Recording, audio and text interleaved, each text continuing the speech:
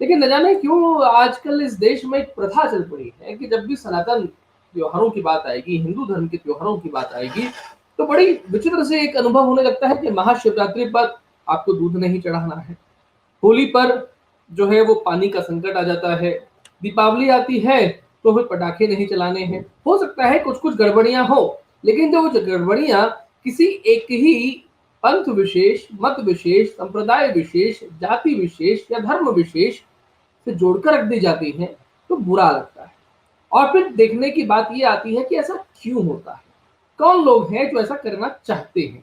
कौन लोग हैं जो चाहते हैं कि हम अपने किसी न किसी तरीके से अपने त्योहारों से विमुख हो? बल्कि यहाँ तक हो रहा है कि आज कॉर्पोरेट्स में गुड फ्राइडे की छुट्टी हो जाती है, ईद की छुट्टी हो जाती है, लेकिन हमारे जो त्योहार है उन्हें कुछ त्योहारों को बड़ा सामान्य मान लिया जाता है। रामनवमी तो सामान्य त्योहार है, गणेश चतुर्थी तो बहुत सामान्य त्योहार है, महाशिवरात्रि तो बहुत सामान्य त्योहार है। आप होली दीपावली की बस 2 छुट्टियाँ लेकर के और ऐश करिए, बाकी छोड़ दीजिए। तो ये हिंदू त्योहारों पर ही जो सांप्रदायिक बवाल कट रहा है, ये आखिर क्यों कट रहा है? कारण क्या है इन सब चीज़ों का? आइए ज़रा इस बारे में जानें। आइए, स्वागत करता हूँ मैं हमारे आज के जो पधारे हुए पैनलिस्ट हैं, हमारे साथ में हैं श्रीमान जय आहूजा जी। जय भाई, आपका बहुत स्वागत जम्मू टॉक्स में। आज नमस्कार आप निधि दूसरी जी। बार मिले हैं। धन्यवाद जी। जय आहूजा जो है वो एक बड़ी अच्छी संस्था है निमित्तिकम, उसके अध्यक्ष भी हैं और बहुत बढ़िया तरीके से ये संस्था काम कर रही है, जो कि बेसिकली पाकिस्तान में जो हमारे हिंदू भाई रह रहे हैं, हिंदू शरणार्थी हम उन्हें कह सकते हैं, कुछ लोग रिफ्यूजी कहते हैं, अपना-अपना काम है, अपना-अपना नाम है, लेकिन हम उन्हें हिंदू भाई कहते हैं। तो हमारे जो वो हिंदू भाई हैं, जो बहुत विकट परिस्थितियों में वहाँ पर रह रहे हैं और जो भारत आना चाहते हैं, उनके लिए खास तौर पे बहुत अच्छे तरीके से काम कर रहे हैं। यहाँ पर ऐसे बहुत सारे लोग पाकिस्तान से आए हैं, उन्हें नागरिकता भी दिलवाने का और उनके लिए सभी व्यवस्थाएँ जो भी हो सकती हैं, उन सभी व्यवस्था को करने का काम आप कर रहे हैं। और डेमोग्राफी की जहाँ बात आती है, तो कैसे इस तरीके से भी हमारी डेमोग्राफी में एक अच्छा, एक सुखद परिवर्तन हो सकता है, इसके बारे में भी बड़ा अच्छा काम निमित्तकम संस्था के तौर पे जय आहूजा कर रहे हैं। जय जी, आपका एक बार फिर से बहुत स्वागत, अभिनंदन और आइए आर कार्यक्रम धन्यवाद में अब धन्यवाद जी। जय भाई जी, हिंदू त्योहारों पर करता सेकुलर बवाल। अब मैंने इसको सेकुलर के साथ-साथ में बवाल इस शब्द का उपयोग किया है, क्योंकि सेकुलर जो लोग होते हैं बेसिकली सेकुलर मानसिकता के होते हैं, एक बीमारू मानसिकता के होते हैं, तो उनको बवाल के अलावा कुछ समझ नहीं आता, उन्हें शांति में रहना ही नहीं होता है। उनके लिए किसी न किसी चीज़ में उनको समस्या ढूँढनी है, उनको लड़ाई ढूँढनी है, क्योंकि ये लड़ाई और ये समस्या ही उनके लिए जीवन का जीने का बहाना है। लेकिन हम तो शांति पसंद लोग हैं ना। हम तो ऐसे लोग हैं जो राम और कृष्ण की परंपरा से आते हैं। तो क्या कारण क्या है कि वो बवाल केवल हिंदू त्योहारों पर ही कटा जाता है? आगे बात करें, पहले अपनी बात रखें। जी, तो निधीश जी, आपने जो बात कही कि हम बड़े शांति प्रिय लोग हैं और फिर ये हिंदू त्योहारों पर ही इस तरीके की सारी जो विवादास्पद बातें या विवादास्पद अप्रोच या ये जो बवाल है, ये सारा हिंदू त्योहारों के समय ही क्यों उठाया जाता है, ये आपका मतलब प्रश्न है मेरा मेरे दृष्टि में। तो ये एक सिर्फ एक आपने बात कही है, ये एक बात इस तरीके से नहीं है। तो बेसिक जो कॉन्सेप्ट है वो क्या है कि बच्चा जब स्कूल जाता है, इन सब चीजों का फर्क जो है, इनका अंतर आपके मेरे जैसे लोग जो इन विचार परिवार संस्कार के वातावरण में बड़े हुए हैं, उनको फर्क नहीं पड़ता। उसका कारण है कि हमें मालूम है कि होली का क्या महत्व है, हमें मालूम है दीपावली का क्या महत्व है, हमें मालूम है कि गणेश चतुर्थी का क्या महत्व है, हमें मालूम है रामनवमी, कृष्ण जन्माष्टमी, महाशिवरात्रि, रक्षाबंधन, ये सब हमारे लिए क्या महत्व रखते हैं त्योहार, ये हमें अच्छे से पता है ना।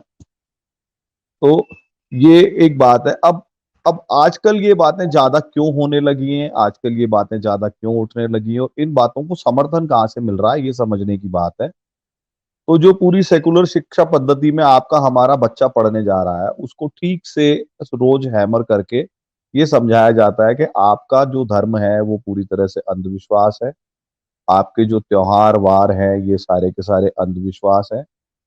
कोई व्यक्ति अगर शिवलिंग पर यहाँ जल चढ़ाएगा तो इससे क्या फायदा होने वाला है, होली पे आप इतना सारा पानी बहा दोगे तो इससे क्या फायदा होने वाला है, इससे तो एनवायरनमेंट को बहुत नुकसान होगा, ऐसा समझाया जाता है। और ये जो मैं इसको बोलता हूँ ये कल्चरल जिहाद है, ये सांस्कृतिक जिहाद है जो हमारे बच्चों को, हमारे परिवारों को और हमारे समाज के मनों को खा रही है, उनके विचारों को खा रही है और उनको सहमत कर रही है कि ये सब काम यदि नहीं करेंगे तो दुनिया का बहुत भला होने वाला है और ये सब काम करने से दुनिया का बहुत बुरा होने वाला है। पर इसमें हमारी भी बहुत बड़ी कमी है, हम पैरेलली बच्चों से दूसरी बात करते नहीं, हम उनको तस्वीर का दूसरा पहलू, सिक्के का दूसरा पहलू या जो जो है ना अदर साइड ऑफ कॉइन हम दिखाते नहीं है। हमें ये देखना और दिखाना भी सीखना पड़ेगा। जो भी लोग इस तरीके की बात कर रहे हैं नीतीश जी, उनके साथ में जब दूसरे त्योहारों पे, अन्य मतांतरों के त्योहारों पे हम बात करते हैं तो वो अंतर स्पष्ट नजर आ जाता है। अब आपने शुरू में कहा हम बड़े शांति प्रिय लोग हैं, तो आप चूंकि रेजिस्ट नहीं करता आपका हमारा समाज, तो फिर हमारे पर क्यों नहीं आघात रोजाना किए जाएं?